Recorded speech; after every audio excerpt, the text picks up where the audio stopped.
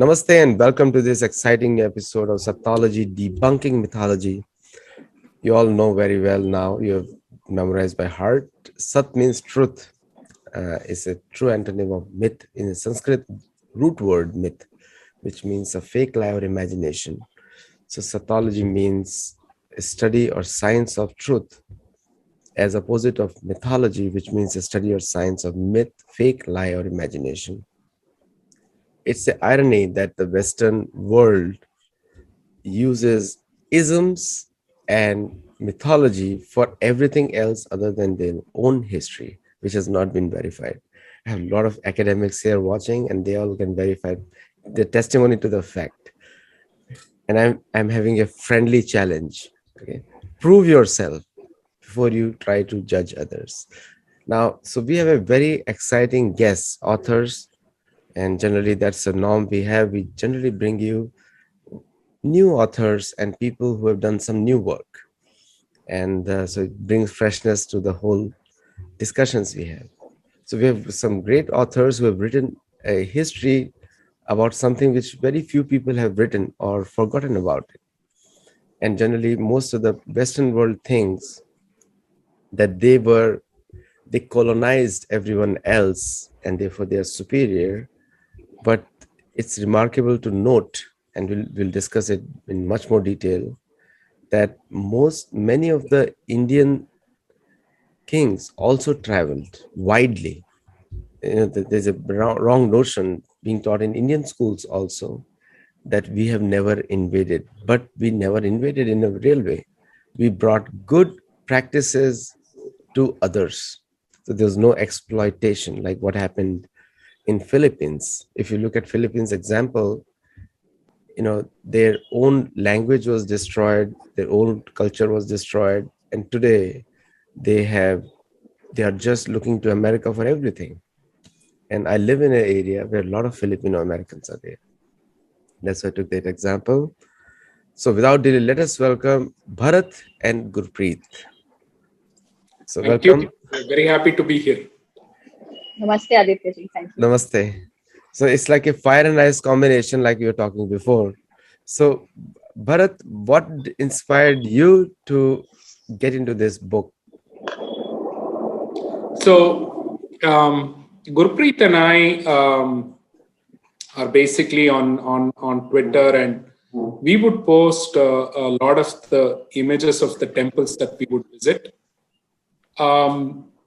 and also write small snippets about the history of the place or the history of the kingdom which constructed those temples. It so happened that it caught the eye of Dimple, who's with the Indic Academy, and she saw something that neither of us did. She said, there is a illustrated book, there's a coffee table book. The Twitter audience will only take you that far. Why don't you two come together and put together a book which gives a visual journey for people to actually go through when they read through this book. It was an interesting challenge for us. We are both first-time authors. We haven't written anything beyond what is required academically in our courses. Beyond that, we've not written much. So it was a challenge even to choose which kingdoms to consider, because the temples that we would visit were varied. They would vary from Cholas to Pandyas to Pallavas for me, and for Guri, the Chalukyas, the Rashtrakutas, and so on and so forth, in and around the region that she lives in.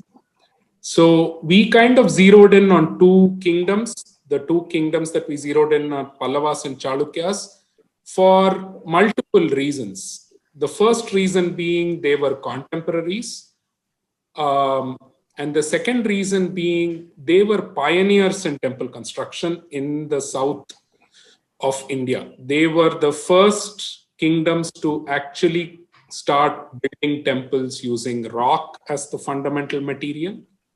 Prior to this, temples existed. Temples have existed in India for centuries, but they were constructed through brick, through mortar, through wood, metal.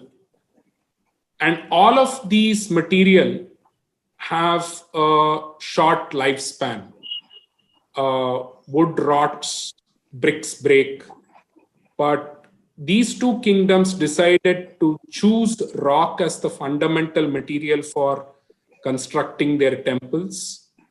And they laid the foundation for temple architecture in rest of South India. All the kingdoms that followed them in the later centuries picked up on this aspect of using rock, picked up on the styles that were created by these two kingdoms and built on it. So that's why we chose these two kingdoms, and we kind of trace their temple architecture, their temple construction through the ages, where it starts from simple rock cut temples all the way to structural temples, and structural temples that are not just plain structural temples, but they embody the philosophy of our religion through the structure of those temples. And that's how we picked up these two kingdoms. So it's a kind of organic journey that we have gone through. We started on Twitter and finally ended up creating an illustrated or a coffee table book covering two kingdoms that were pioneers in themselves. What an excellent inspiration. Like coffee table, everybody loves the coffee table. And sometimes we also say, smell the coffee. You're also making people smell the coffee. Okay. Gurpreet, what was your inspiration behind this? Yeah, Aditya, so I actually began by personally wanting to explore these temples, because as a student, we rarely see anything in our school textbooks to really understand what the legacy of these temples were and how important they were for society. And initially, when I approached them, I was kind of approaching them as an outsider, even though technically they are like our legacy. So I realized over time that, when the more you visit, the more you study about the role of the temple in society, the social impact, the economic impact, and how they very naturally became like a canvas for, the most beautiful artistic expressions. It's something that can really change the way in which you identify yourself or look at your own self. So this became like almost like a very cathartic kind of an experience for me, and I'm really lucky that I got this opportunity to write about it. Because even in this book, what we have tried to do is give the new generation like a primer, what a temple is, what are the various components of a temple. At least with the Pallava and the Chalukya temples, when you approach them, when you look at a particular sculpture, what does it depict? What is the Puranic episode behind it? And also, how did society function at that time? Contrary to the despotic or the discriminatory kind of, the image that is existing, in subaltern kind of narratives. It is the other way around. When you look at the inscriptions that the temple has, it's a picture of an India that is not easily available, to the new generation. So ultimately, what we've tried to do in this book is pour out our experiences of visiting both these sites, as well as we have dug into really the society and the polity of that time. And we have tried to, show that in an easy way so that the reader can then connect. And, ultimately the goal is that this is our civilization legacy. This is the most beautiful standing consecrated structure that is available to us. And it is a shared responsibility for us to nurture it. So that's really, what inspires us to write about temples. Very good opening lines. Now, before I begin with so Bharat, when we talk about, you both have mentioned good points here. And what was the geographical spread of the Pallavas and Chalukyas? Pallavas ruled a region called Tondai Mandalam. So it starts somewhere, bordering Andhra and Tamil Nadu, and it went all the way till the delta at one point in time. When I say delta, it's the Kaveri Delta. So it was northern Tamil Nadu region where they ruled. But they were constantly feuding with the Chalukyas. So while they were contemporaries and pioneers in temple construction, somewhere Pallavas and Chalukyas were also kind of natural enemies fighting for territory in that region, where Chalukyas were on the Karnataka side. So both of them encroached on each other's territories at different points in time, expanding and contracting. But Pallavas also had in their lineage a collateral line which probably went all the way to Cambodia. Again, historians are unclear about this, but there is also a story where the lineage breaks, where the king doesn't have a progeny and suddenly the kingdom is in a turmoil around the 8th century. And eminent citizens of the kingdom travel. Where they traveled is unclear, but they traveled to the collateral line. And this is actually depicted in one of the temples where they show the history of this king not having a progeny, and then there is a turmoil in the kingdom and this eminent citizens traveling elsewhere. And they travel to the king of the collateral line, and the king is shown with very distinct oriental features. So it is very likely that they went somewhere to the east, and they bring back one of his sons to take over the kingdom. So as such, northern Tamil Nadu, but there have been collateral lines which established other kingdoms in other regions of South Asia. Yeah, see, this fact of history is hidden. These are the types of history which is hidden, and you have captured a story through pictures, and Right. and the history through pictures. And if there was no incident, they wouldn't be making a sculpture out of it. Is it right? Right. So, so Gurpreet, then you mentioned something very important in the last line. You mentioned about the culture and other things. So, what are the cultural elements of Pallavas that you can highlight for our audience?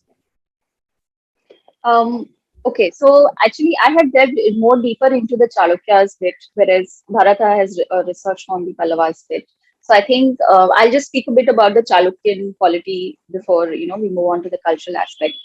So, like the Pallavas were deep south, the Chalukyas occupied today's Maharashtra, mainly northern Maharashtra, Gujarat, as well as they even went into parts of Andhra Pradesh. When they were at their zenith, they actually extended way down below towards Kerala. So the major legacy of the Chalukyas is that they created a very strong political state, which is today also identified as Karnataka. And at that time, they called it the Kuntal Desha. They even called it Maharashtra. And we find information from Huan Sang's travel to India, where he records about the country, and he gives a very utopian picture of the country, which is not believable to us. But that there is no capital punishment, because there is very rare such kind of any major crime done by the people. There is a rule of law, and it seems the people are very welcoming. At the same time, they are very, very, what we would say, they are like really good fighters, ready to defend their nation. And there is agriculture practice. It's a very prosperous country. He talks about numerous temples which we don't see today. So it was a very powerful state. And actually, even though they fought with the Pallavas all the time, there were these cultural kind of connections with the Pallavas. So in response to your question, for instance, the main, what we would say, line of contact between both the dynasties that we've really highlighted in our book is basically the inspiration that the Chalukyas got from the Pallavas. So basically, the Chalukyas and the Pallavas were both pioneering dynasties in their own way. The Chalukyas kind of were pioneers in the cave temple, Hindu cave temple architecture. They created some of the most inimitable caves at Badami and then at Aihole as well. And later onwards, when the temple building started, both the kingdoms were basically, trying newer methods of constructing larger and more sophisticated, highly aesthetic temples. And during this warring feuds between both the Pallavas and the Chalukyas, we have always noticed this one thing, and that is one of the crux points in our book, Aditya, because no matter how bad the enmity was, nobody ever went and demolished a temple or invaded anybody's consecrated space. So when the Chalukyan king enters Kanchi, he does not destroy the city. Okay, he in fact gives an endowment to the temple even though they are sworn enemies, they've been fighting for generations. He goes and gives money to the temple there. He's so bewitched by the temple and so inspired that he comes back and he says, I will create another monument to Shiva. I will create another temple. And even though it's a unique Chalukyan style, it's something like he comes back with an inspiration and he creates a Virupaksha temple at Pattadakalu that we see today. And we see the same kind of a behavior from the Pallava side. They will come to Badami, there is a war, they sack the city, but there is no harm to any of the consecrated spaces. If there is a deity, they will take it and enshrine it in a new temple, maybe in their kingdom. They will accord it the respect. So this is this kind of theme of, there's a cultural underpinning in the entire, across the country. And that is something which is just not seen because it's not seen in our textbooks. Nobody is going to tell you that, for instance, most of the inscriptions, of the Chalukyas are in Sanskrit. Even though Kannada was, the older form of Kannada was being spoken there, they use Sanskrit. They mention that there are various shastras like the Natya Shastra, or for that matter, the Itihasas that are being read throughout the kingdom. So if you were to travel from the north of the country to the south of the country, you would find many similarities. And definitely the temples that they created became major pilgrimage centers. So there was this connect. There could be warring kingdoms, there could be political differences, but when it came to really looking at the cultural identity, it was pretty much a uniform kind of a Bharata Varsha that we are seeing, which extended far east as to all the way to Cambodia at that point in time. Like Bharat mentioned, in Cambodia also what we see at that time is mainly the a worship of Shiva and Vishnu. We see the capital of the kingdom in the 7th century called as Hari Harale. That is the name of the capital of Cambodia in the 8th century. And the main deity is Harihara. So if you're traveling far east, and even if you're traveling up till maybe Kashmir, you would see similar kind of a cultural, with different kind of expressions of the same identity all across. So this is the main point that we've tried to really bring out in the book. No, you're right, because even in Vrindavan, we have a Harihar temple. So it's a very common theme. So Bharat, when we talk about, you're on mute, Bharat. So if one of the things, when we talk about the financial situation of the states, you already mentioned Huon Tsang's travel.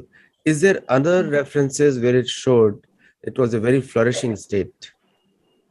Yeah, so this was also, coming to the cultural context and the financial aspects of it.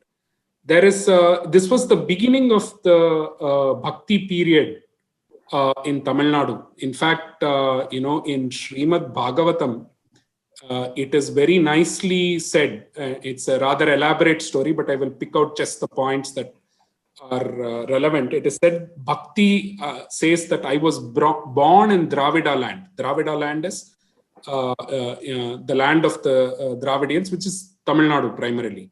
I grew up in Karnataka. I gained strength in Maharashtra. I became old in Gujarat. And then I went to Vrindavan and I became youthful again. So many poet saints have written wonderful verses about the time. And at that time, one of the verses that was written about Mahabalipuram describes both the seaport, the population, and the devoutness of the population. The Tirumangai Alvar, one of the 12 Vaishnava saints, actually says it is a port city on which on whose harbor you see boats laden with gems, elephant load of gems, he says, and other riches which are coming into this town.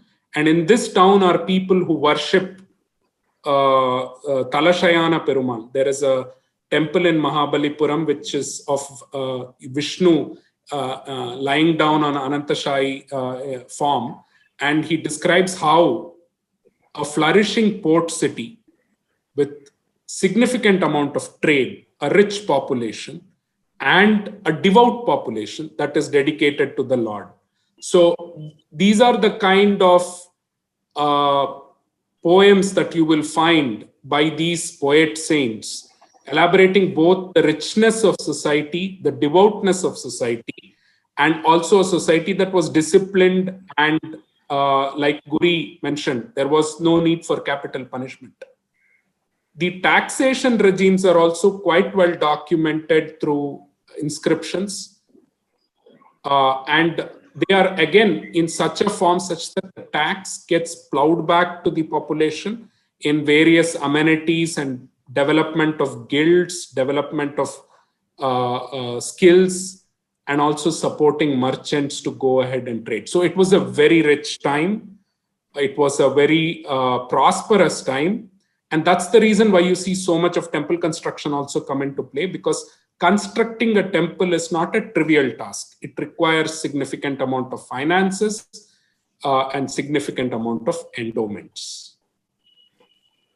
So, very good point. And before that, Gurpreet also mentioned about the well-defended cities, well-defended. So, finance, trade, and culture, and the defense, all are included. We see in Ramayana also. And one very good thing you mentioned, that there is a Mathura in the north, but Madurai in the south, Kashi in the north, and Kanchi in the south. So Right. all correlated, so generally the things which is taught to Indians as well as to Westerners is that the British united India, but here we see united India in 8th century also, and the boundaries were much bigger. So did these states must be definitely having navies also, because it is well known. So when the Europe was in diapers, India was flourishing. India, 8th century Europe is no history there. The history starts in 16th century. Generally, obviously they had a century. They were there. Ex-Roman Empire and struggle was going on in all those places.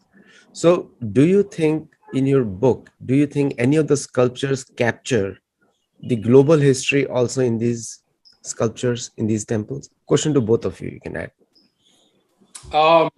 I don't know if you'll be able to see, or if Guri has better lighting. So I will ask her to open up to just a moment.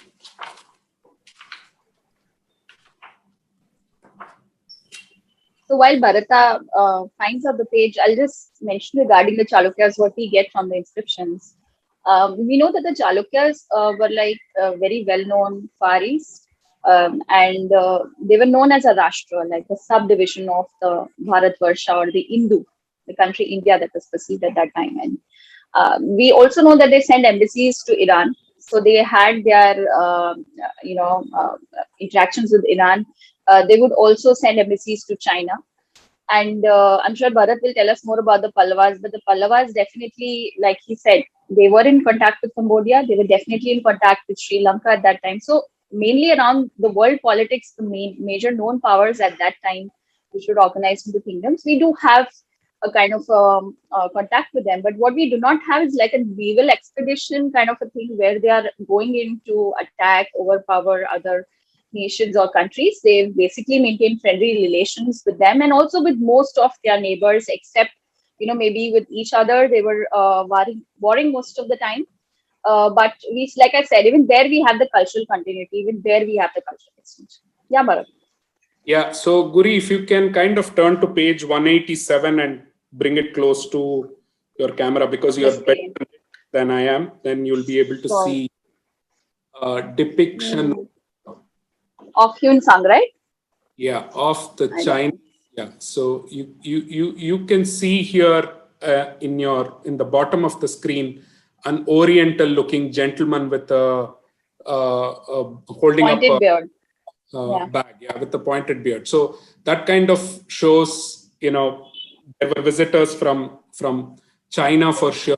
Locals believe it's Hyun Sang. I can't vouch for it, but definitely Oriental visitors who were the Pallavas, the Cholas, the Pandyas have always had a strong navy. The Cholas, of course,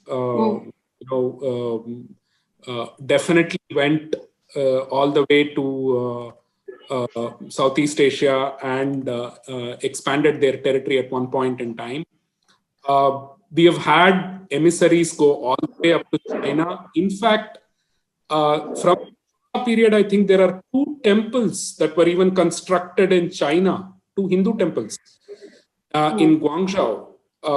These were constructed by merchants. Obviously, the Chinese rulers of those times gave them land and allowed them to construct these temples. So it wasn't just how to say trade, but also significant cultural exchange and establishment of their own colonies and even temples that happened as they went for trade. So just to add to that, for example, if we visited Vietnam or Cambodia at this time, they were all culturally they were all Hindu. We may not have had the Angkor Wat temple at that time, but there were many smaller temples which are still extant today. And it was basically mainly the cult of Shiva and Vishnu that was prevalent all across. And even till today, we see Shiva lingas getting excavated from these countries, Vietnam and Cambodia, who have currently, they look very different. But like if someone was to set sail in the 7th or the 8th century, they would be going by extension to another part of Bharatvarsha, which was never conquered politically, but which on its own, because of the cultural exchange, either through traders or through the wandering travelers, they gathered this kind of a connect with the country, and they were able to find inspiration in our shastras and in our itihasas and puranas, and really they wanted to become a part of the the Sanatani fold. So this is something that happened gradually. It was a very organic growth of Bharatvarsha. It was not done via conquest or exploitation, like Aditya ji had mentioned in the beginning. It was a very natural kind of an acceptance of the Hindu religion at that point in time. No, one thing is very clear that see, I have also mentioned and captured in many of my writings as well. There was no division between Shaivism, Vaishnavism, or Shakti. You don't see that in 8th century or even before or even later on. Till 11th, you don't see the differences. These differences come after 14th century. You mentioned Cholas. Now, what is the most of the people would like to know? Pallavas, Chalukyas, and Cholas time frame. So, what was the time period in which they were ruling? All three of them. Different. It is very difficult to pinpoint timelines of these, but Pallavas, the early Pallavas, have been there since the 3rd century current era, all the way up to 8th, 9th century, depending on who you think is the last king, because towards the end the kingdom waned, and some of them ended with one particular Pallava king and some ended with 2 kings later. So, but that's really 6 centuries, 3rd to 9th century, and it is around and Cholas were also there earlier. The reason why they could be considered as contemporaries, but with varying political and social strength at that point in time, such that they came into prominence later as the Pallavas waned, the Cholas came into prominence. But they are all mentioned in Samudragupta's what is called the Allahabad Pillar, because he comes all the way, when he's expanding the Gupta Empire, he comes all the way down south. And there he encounters all these kingdoms simultaneously. So they were existing in some form. They were also collaborators at some point in time in kind of expanding their own kingdoms and so on and so forth. But one could say Pallavas were from the 3rd till the 9th century, if you consider the early Pallavas. And Cholas, by the time the Pallavas waned, the Cholas came into prominence and ruled till 12th, 13th century. Yeah, the Chalukyas were actually extant. They were here mainly for 2.5 centuries, and the first Chalukyan king made Badami his capital city around maybe the 520 odd CE, and the last Chalukyan king, who actually built the Virupaksha temple, and that was the last construction that the Chalukyas really made. post which the Rashtrakutas took them over. That was around 740 CE, Common Era. So you could say around 2 centuries. But these 2 centuries were so productive in terms of creating the kind of temple legacy that they have created and the diverse kind of constructions that they have done, that it's very difficult to find another dynasty that has done that range and that kind of experimentation, with the kind of structures that they have built. Right from creating some of the most exquisite Hindu cave temples after the Guptas to creating, the different styles of temples. For instance, they even tried to merge the Buddhist Chaitya style with the Hindu style and create a kind of like a hybrid temple. It didn't probably gain popularity, but they were really experimenting. They were patronizing, funding these kind of experiments. And also the a good point about the Chalukyas is, that they were the meeting point for the northern and the southern cultures. So we see the existence of the northern style of temple building, that is the Nagara, and the southern style of temple building in the same spot, which is a very unique kind of a site that you will not see normally in India. I mean, you would see either or kind of a construction. And in fact, some of the North Indian style temples were built before the South Indian style temples there, which are called as Nagara and Dravida respectively. So even though just 2 centuries, 2.5 centuries, post which they kind of became obscure, the Rashtrakutas come in. And then, like Bharat mentioned, the Rashtrakutas, Pandyas, Cholas, Pallavas, they are always there. Some of the other power is the Cheras from Kerala. Some of the other power is at in a particular century or a few decades is at its zenith, and the others are not. So it was maybe not a situation where everybody was not fighting with each other. Definitely, there were maybe some major issues like which the Pallava and the Chalukyas had. They were familial feuds that they had, but otherwise it was mainly like an alliance, one alliance against the other. And normally, until the Cholas, it was kind of like that. When the Chola kings come in, they really expand and they really take over most of South India that we see today. So that would be like a brief idea about this. The Cholas, there are two aspects to the Cholas. If you look at the Sangam era literature, then we are really talking of Cholas existing before the current era itself. But medieval Cholas, who are the more prominent ones, who are the ones that we all know about, are more the, by the time the Pallavas went out, the Cholas came to power. So if you and the same names get adopted, like for instance, there is a Chalukyas of Badami that we have talked about in our book. Then 2 centuries, 3 centuries later, after the Rashtrakutas, there are the Chalukyas of Kalyani. They pick up the same famous family name and adopt it as their own. Like Bharat said, normally at different points in time, we would see similar kind of, dynasties around. No, it's very interesting. You took the name Kuntal and you took other names like in Mahabharata also mentioned Tamrapani, Kuntal, Karhatak. Karhatak is the name. Surashtra, Kashmir, Kerala. These are all names in Mahabharata also. Chin also is there. Chin is also there. So it's not that the geographical names have changed much till date. They're still there. And generally the Western academics make out the case. Even today, if you look at USA, Texas is fighting with California. They're not invading each other, but they're fighting for laws. Even today they fight on. So it was not a big deal. It's not a big deal. There were no invasions mass scale. The destruction of somebody else was not there, right? So that effectively debunks what I can understand from both of you, debunks the narrative which is there that the British or the Europeans or Islamists, they united India. That is not the case right now. And also you mentioned the merging of 2 styles of temple construction.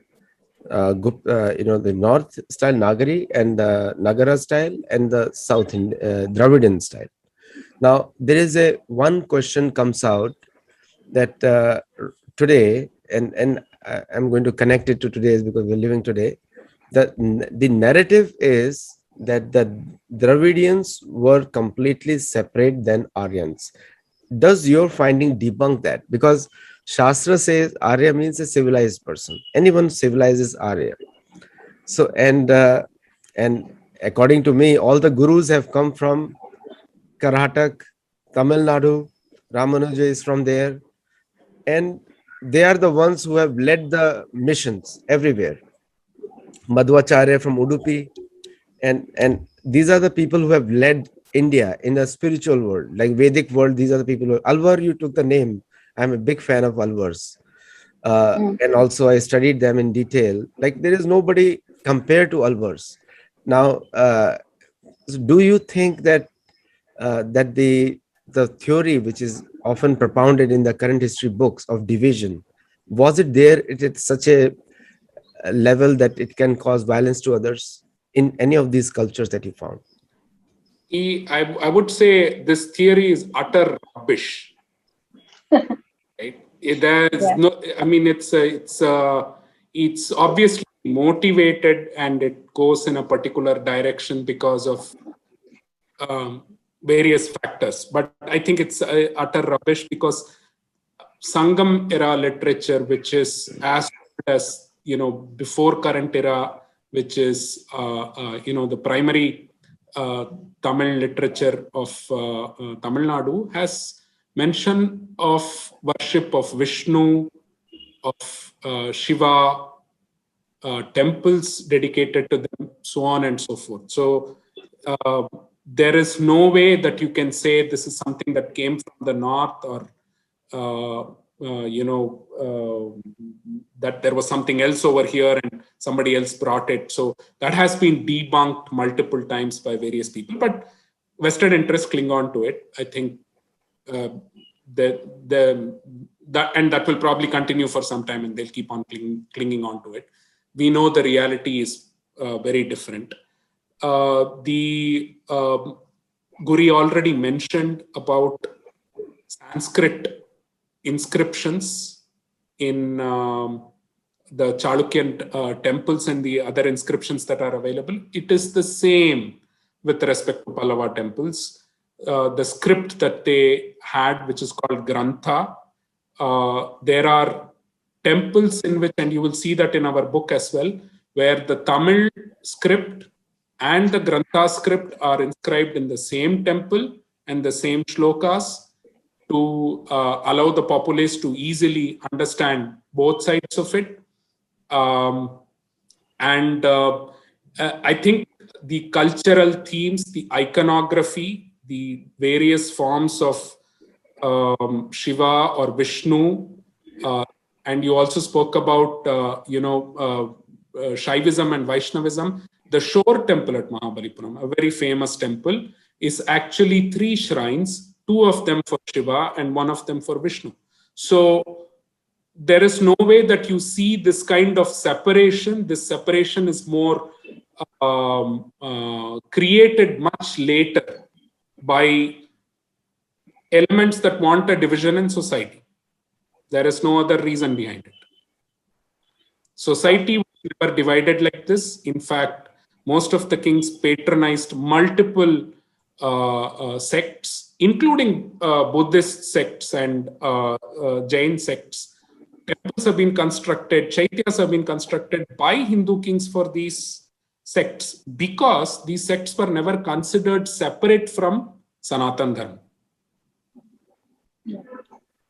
So I'd like to add to what Bharat is saying, because the inscriptional evidence that we see in the temples, Adityaji, it, like I said in the beginning, it depicts a completely different picture of India, something that will turn most of these narratives on their head.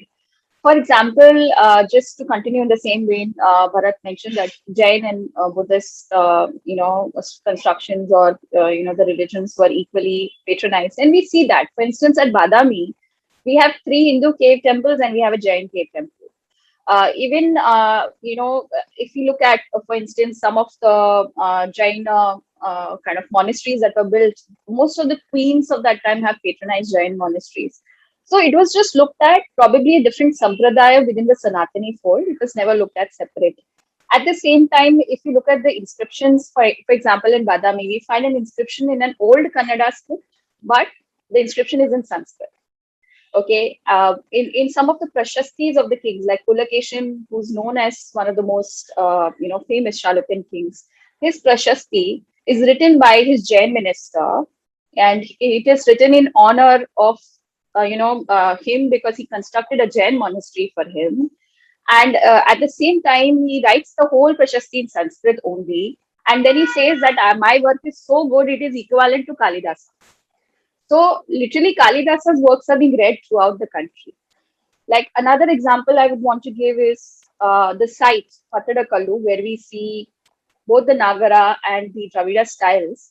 Like I said, some of the Nagara styles are patronized first, and we see some components of the Nagara temple, then start appearing on the Dravidian temples that they built, because they found that that component is actually really good. So we will now have that usage even in the Dravida temple. So it was not like a very clear cut division. And when they talk about Patadakalu, when we look at the inscriptions, their aim is that we want to make this another Kashi. The nearby river flowing is like Ganga to us. So we can see the reverence that they have for Ganga, you know, Ma Ganga, and the reverence that they have to for the city of Kashi throughout India, pan India. When they build a temple, they want to make another Kailasha. So from this also we can make out that these were probably really popular pilgrimage places.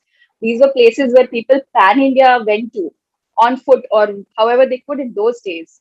And both the Pallava and the Chalukya temples were also important pilgrimage centers. We see inscriptions talking about the usage of Natya Shastra. Now, Natya Shastra was composed by Bharata Muni in Kashmir, the region that is known as Kashmir today. But it is being inscribed in a temple down south where it's being used for studying dance and for teaching dance in the temple. So, and also another thing that Bharat mentioned, the iconography is the same. Okay. For example, we have Mahabharata and Ramayana episodes being depicted on the pillars of the Sabha Mandapa, which we really highlighted in the book. So from these miniature inscriptions, we're actually talking about the tale of itihasas, which have happened centuries earlier, millennia earlier. They're inscribing it there because it's a shared legacy. Those similar kind of iconographic descriptions are found deep south. We would have found them in some northern temples. Unfortunately, they are not extant today. We don't have them standing today. That is a shame. But we see this, this entire continuity. Everybody, for instance, every king says that I do a yajna, I do a Ashwamedh yajna when I become a king. So they are following all the Vedic rituals.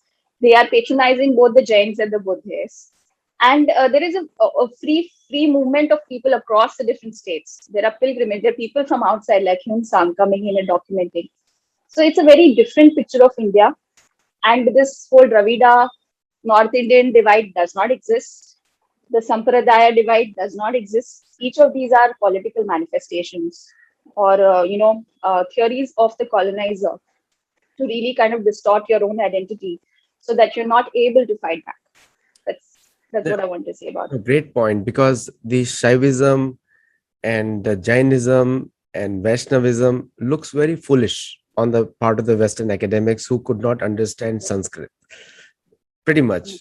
So Sanskrit is a language which I can say is uniting all over India as well as Southeast Asia. Even most of the South Asian countries use Devanagari as one of the scripts, including Philippines. Tagalog Tagalog was an ancient language based on Brahmi script written in Devanagari, and when the Spanish conquistadors, please correct me, they captured Philippines, it was punishable by death if you were anywhere outside the church. That's how the church worked over there. Now, in these inscriptions, like when you see, is there a reference in any of the sculptures that you captured? And I'm definitely going to order your book. So in this for my coffee table. So in these inscriptions, did you mention any of the Western influences coming during that time? Abrahamic influences anywhere in these sculptures? No, not as far as the Pallava inscriptions go. There is no mention that I can recall of any of these influences coming in. And Same for the Chalukyas. Same. There is not a single mention Adityaji, and in fact, they send out embassies to the faraway kingdoms just because they are, interested in maintaining kind of a contact with them. But there is no inward coming influence at that point in time. Whatever happens indigenous. So we have different kind of sects that come up. Like we have within Shaivism, we have Pashupata Shaivism coming up, which is a new way of looking at Shaivism, and that is then seen in the Chalukyan sculptures as well. But it is everything new that comes up, or any sampradaya is always Bharatiya. It's not really coming from the outside. That effectively debunks the Western theory on St. Thomas, effectively, because these were very powerful kingdoms. Just now you said financially, militarily, they knew what they're talking about. Otherwise, they won't make. Or was there a reason that they wanted to stick to Puranas and Itihas from Ramayana and Mahabharata and do not want to mention any foreign influence? Because they have included Jainism also, they included Buddhism also, but they have not included anything else. So do They you wouldn't sculpt a Chinese traveler on their temple walls built sometime in the 8th century if they were, exclusionists in that sense. So it's just a fact that nobody came. very much, this is my theory as well, because the entire Western literature, I tell you one story. I visited Vatican, and the only thing they had was sculptures from all over the world. They had no history. So my impression about the Vatican was, I've been to 2-3 times, was they are still constructing their story, even today in 21st century. They have not yet completed it. It's still going on. And the fact that, did you see any of the influences of the modern ASI in preserving these places when you visited them? ASI can do a lot. I mean, on Twitter, I actually have a separate thread about, I would call it atrocities of ASI in maintaining some of the temples, because if it comes to hard rock, ASI knows only one way to maintain it. They sandblast it. If they sandblast it, unfortunately, we lose a lot of inscriptions because that's a very powerful hit on the rock. When it comes to sandstone, which is a little more pliant material, I think ASI just has no clue how to maintain it. So sometimes plaster over it. So that's kind of something that they still haven't figured out. ASI can definitely do a lot more to maintain these temples. The Pallava temples, the rock cut temples are what they are because they're made of granite. But be it Kailasanatha temple, which probably became a foundation for several other temples later on, and the Vaikuntha Perumal temple, they are made of a little more pliant material, and they're go and see them as quickly as you can, because if you do come to Kanchipuram, then visit them and see them before it the fury of nature kind of erodes them fully, because they're very, very beautiful temples.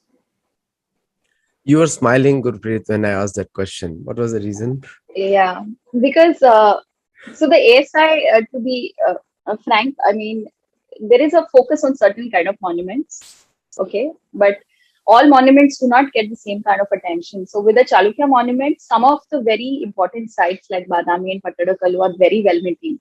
But if you go to Aihole and you see some of the earliest cave temples of that time, you will not find that sort of maintenance, done there, or conservation of any kind. Also, another issue is that some of the smaller structures, even though they're smaller structures, they are some of the earliest creations that have survived invasions. They are priceless to us in many ways, and they are left unguarded. There are no boundaries. There are people just sitting there without any decorum. So there are a lot of things. I feel that India is a huge country, and ASI can, said earlier, that can do a lot. But I don't think that there is that really focus on doing it with that level of what I would say investment, because at this point in time they're just going for maintaining some of the very visible structures, and the others they just leave them be. So that's where I feel that even if they were to start a separate fund and call out to the people, I'm sure the people would come ahead and donate. But we don't see that sort of leadership or that initiative to really go and renovate the temples. Now you have to I'll give you an example. Today, there is a news item, and you can look for it. Today, there is a news item that the epigraphists of ASI are going on strike because ASI is hiring more horticulturists than replacing the positions that are open for epigraphists.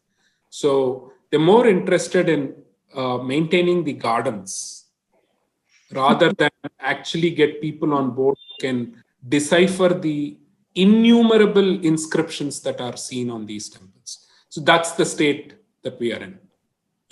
So again, the question comes to the here, where now we, in the Western academics point of view, generally they say cave people. When they go to South America has a lot of treasure. Thankfully, India had Alex Cunningham. I don't approve of his work because he demolished Mohenjo-daro and built railway tracks from Lahore to Peshawar, Purushpur during that time. Railway tracks using those same bricks from Mohenjo-daro. That's what he did. And so now we have to dug the entire railway line to get all the things back. And so I don't approve of his work, but it is a government of India thing now. The cave theories, which are said, the people living in caves. My question to all the Western academics, and you have to answer on their behalf now, is that if these people were so backward, how could they construct such huge temples with those technologies? That means they must be having technology, they must be having mathematics, they must be having a language, because what they say about South America and other places is that the Abrahamic world, Christian world, civilized them. That's a civilizing missions. Macaulay came to India in 1838 to 1844, Macaulay, Max Muller. So what do you say the cave theory? Because you're effectively debunking many, many things here.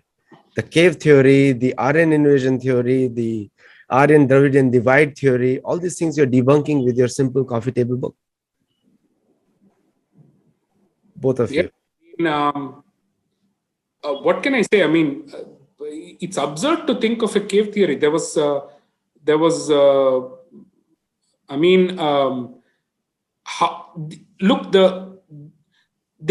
all over the world looking for the Indies, right? At the end of the day, every native civilization is called Indian. It's American Indian, or it's the South American native population is also termed Indians. You wouldn't go searching for a group of people if you were going for the pure purpose of civilizing them. You were going there because there were unbelievable,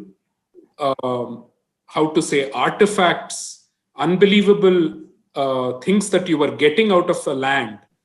And it was so rich that you went searching for it, saying, let me cut across the trade routes because I have a problem walking through the Middle East to get all these goods. Can't I kind of establish a direct line to this land which is producing so much wealth? And if I'm not wrong, I don't remember whether it was International Monetary Fund or World Bank, which kind of conducted a later study through a gentleman called Anderson, if I'm not wrong, which kind of said until the 15th or 16th century, India was either number one or number two in world GDP, and they were number two only for 1 or 2 centuries when China overtook them. So you cannot say that a civilization that sat in the caves was number one GDP in the world since 1 AD all the way till 15th century or 16th century, and call it a cave civilization. It's unthinkable. It's absurd. So I just like to add to this, Aditya ji, is when you look at the temple, when you even look at a Pallava temple or a Chalukya temple, just merely looking at it, you are able to debunk many of the theories. You cannot have such sort of intricate architectural knowledge. You cannot have knowledge of the sciences required to build it You cannot have the kind of shastras that existed at that point in time without having an evolved civilization that organically discovered this, by sheer hard work, and also by, having a different kind of a spiritual path where you are not bound down by certain commandments, but actually you are free to explore the cosmos. So if you look at the Indian aesthetic, even at the temple, you can see that, you can see the variety of inscriptions, the variety of sculptures that are there. They are like, they are again a very different level of aesthetic. So we have to imagine what existed in terracotta or what existed in wood or brick before this. Unfortunately, we have been ravaged by invasions. If that was not the case, or if at least we could have, if tomorrow we dig and find a, completely different city dated to like 5,000, 4,000 BC or so, I think it will completely debunk everything. But even if you just look at the temple, you cannot construct something in the 7th or the 8th century that grand. We cannot make it today with the modern tools. They made it at that point in time. So it was a highly sophisticated civilization. It had a strong cultural underpinning. Okay, and it was highly prosperous, because if you look at the artistic expressions on the temple, we see the same being reflected then further in the other arts, like the sculpture and the nritya or the dance is completely connected. Okay, we are the first probably religion that looks at our god as a dancer. So the dance and the temple rituals are connected. India has always been some of the the best producer of textiles, and we don't know from how many millennia, right? When it comes to dyeing, creating cotton, creating textiles, building ships, sailing across the world, keeping time, looking at astronomy, and we see the temples themselves being astronomically oriented, in a particular way. It is not possible if someone would just take hold of a cave dweller and tell them, okay, you have to build this huge temple. It's impossible. It is a millennia of continuity and millennia of knowledge that has been handed down, that has resulted. So the temple is kind of an eyesore for many of these people, because it completely eradicates this caveman theory. I think it is just some sort of consolation that they want to give themselves, because how would you defend the kind of annihilation that many indigenous cultures faced across the planet? Yeah, most of the Abrahamic faiths have looted other lands. We all know that very well now. And you mentioned very good things. Bharat from Kashmir and Bharatnatyam from Tamil Nadu. These are the great connections. Bharat Rishi. So, and I'm born in Sholapur, which is way South India for many people. For me, the Hyderabad is North India, a little bit north, right? So the entire north-south divide is a Western creation for colonizing India. Now, another thing comes to the mind is the Aryabhat and Brahmagupta. Now, both of them were paid by Chalukyas. Maybe you can correct me over here, because they were paid by, these were the prosperous kingdoms, and they paid for most of the research across India, like most Kashi in Varanasi. Most of the temples are built by kings from south of Vindhyachal. So did you encounter any of such things in the sculptures also?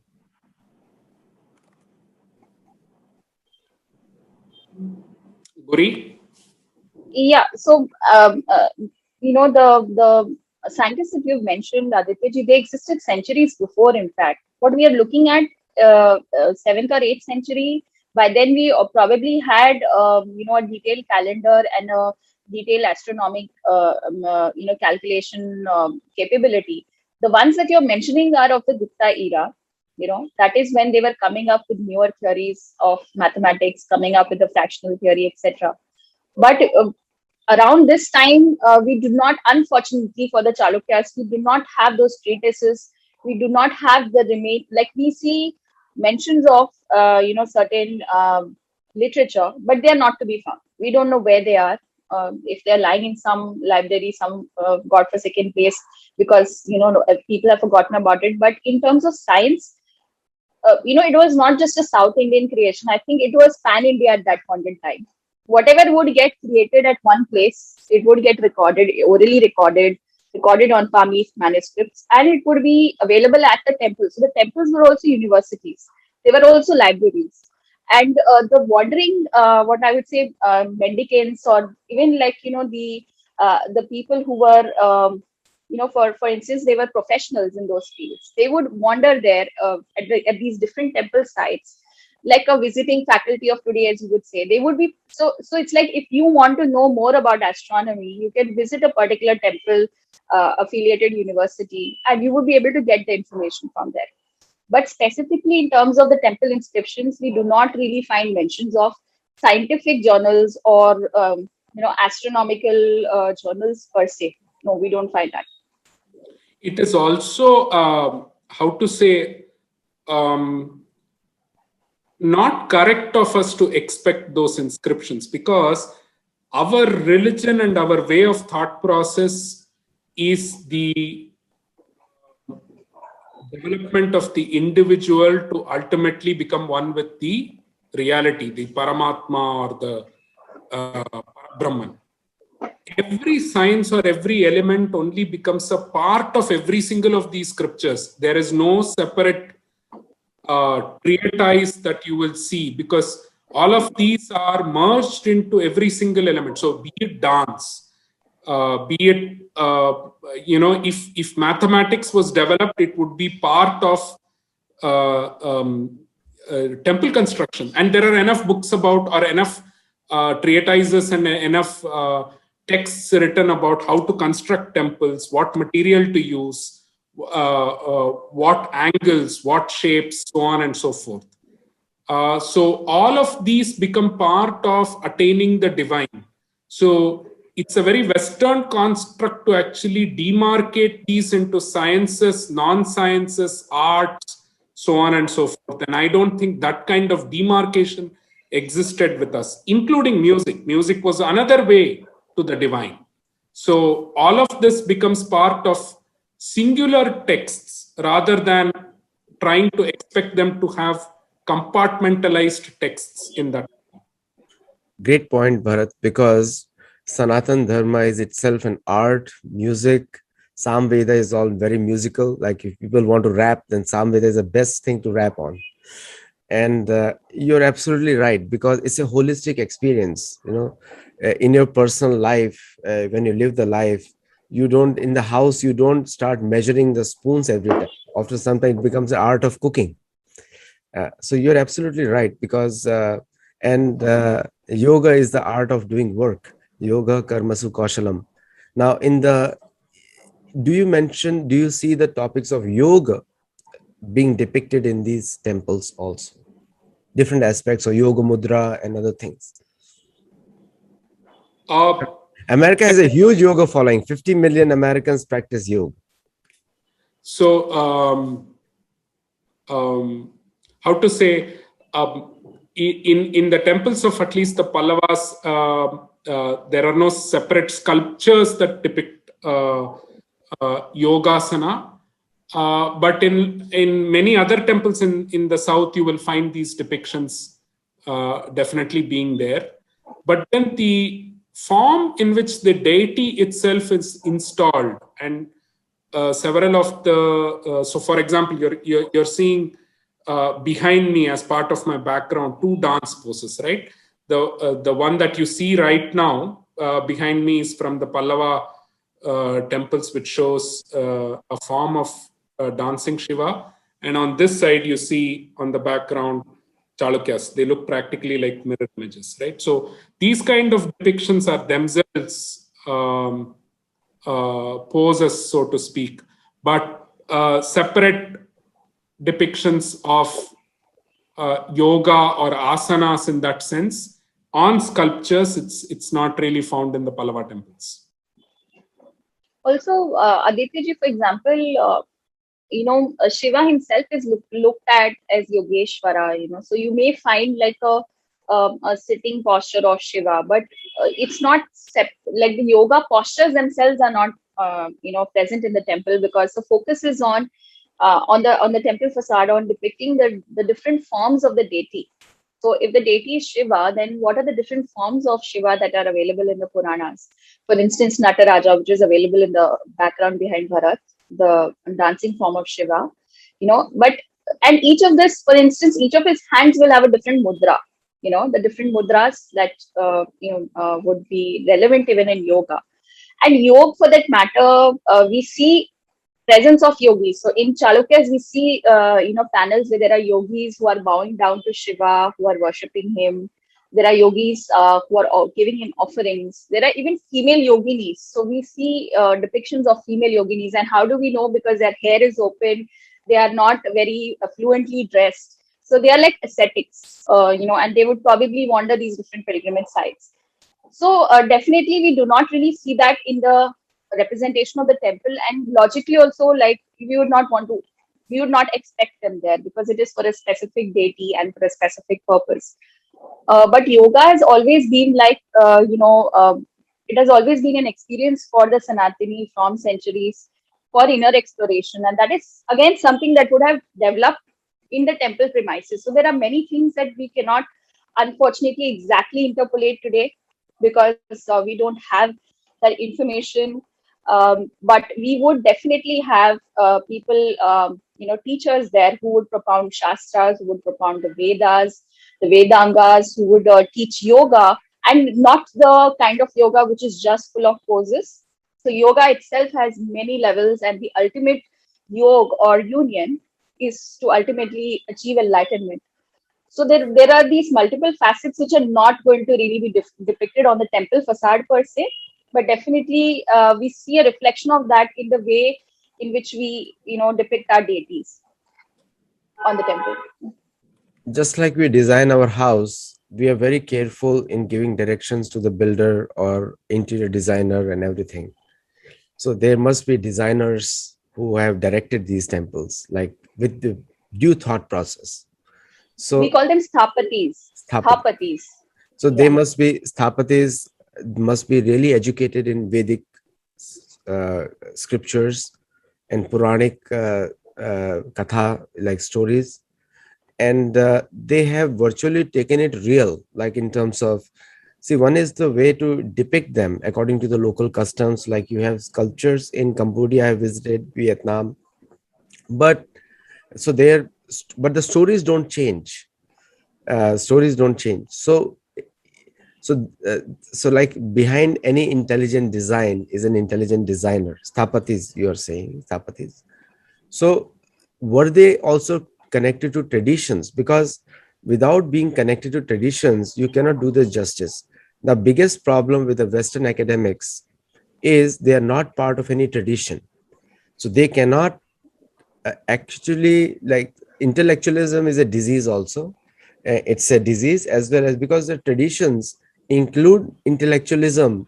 Like most of the people think of Bhakti movement as sentimental movement. But the biggest scholars have been from Bhakti movement. Madhvacharya, he's a great, he's the guru of all the Bhakti movement. And Ramanujacharya, Chaitanya Mahaprabhu, like great stalwarts. They were not only well versed in Shastra, but they were also well versed in other aspects also. So do you see that in these temples? Because without devotion, they cannot come up with such detailed painting, sculptures. Oh, the Sthapatis by themselves were a community which specialized and kept on improving on their skills. They formed guilds, and obviously they were followers of Sanatana and also very well learned and educated to actually construct these temples. One is on the Puranic side, but also on the architecture and material handling, construction techniques. In fact, if you go to some of the Hoysala temples, I think you will even see pillars that have been constructed using lathe work. The Brihadishwara temple of the Cholas was, it's an engineering marvel in itself in terms of the height to which it was constructed, the weight of the granite that is involved, and to create such spectacular load-bearing structures, you have to be very well versed with what you're doing. And they had their own guild structures by which they would teach and learn and develop techniques as they went forward, but stay also true to the tradition of how to depict a certain form of the Lord, how to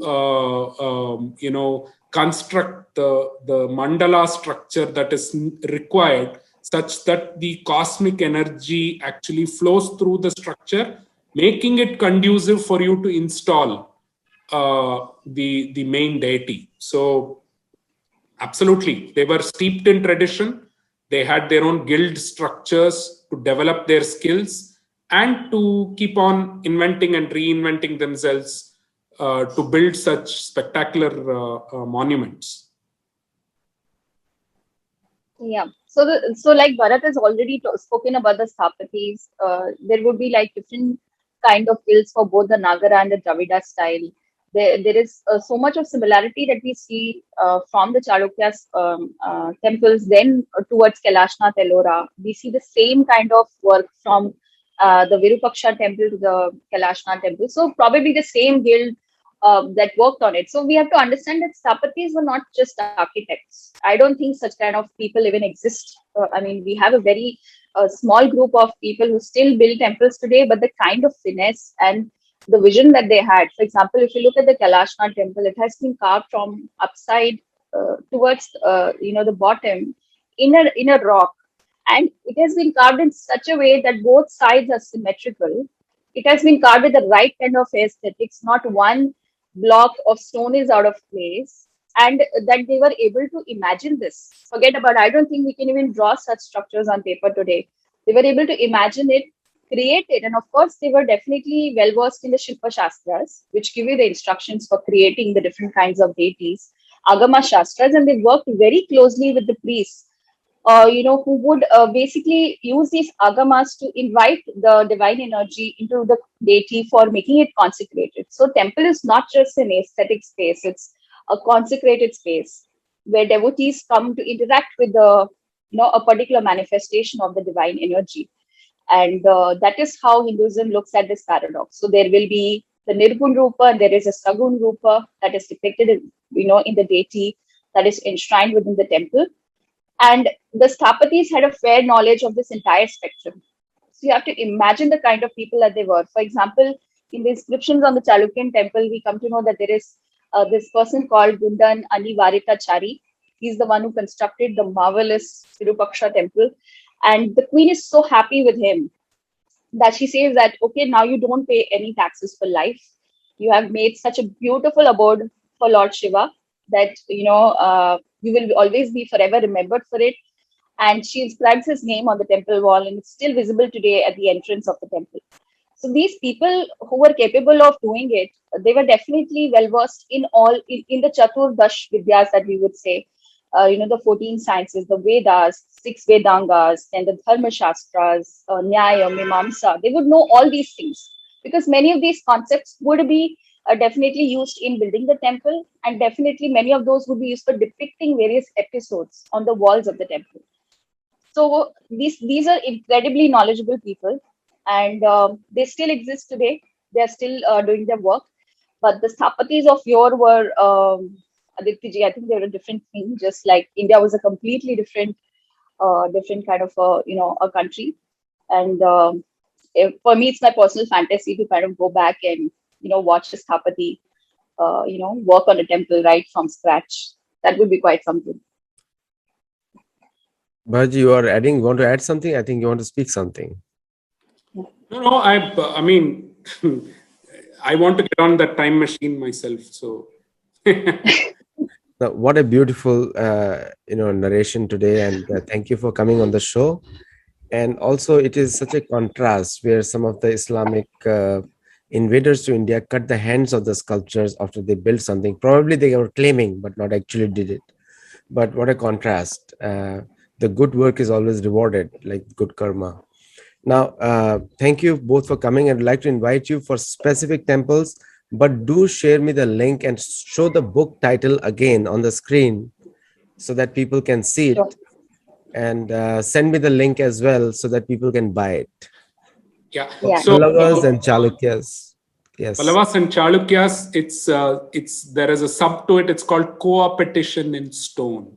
Great the word. reason we've called it Co-opetition is it's kind of, they compete with the war field, but they cooperated in developing temple styles and architecture. So culturally they were one, politically they were different.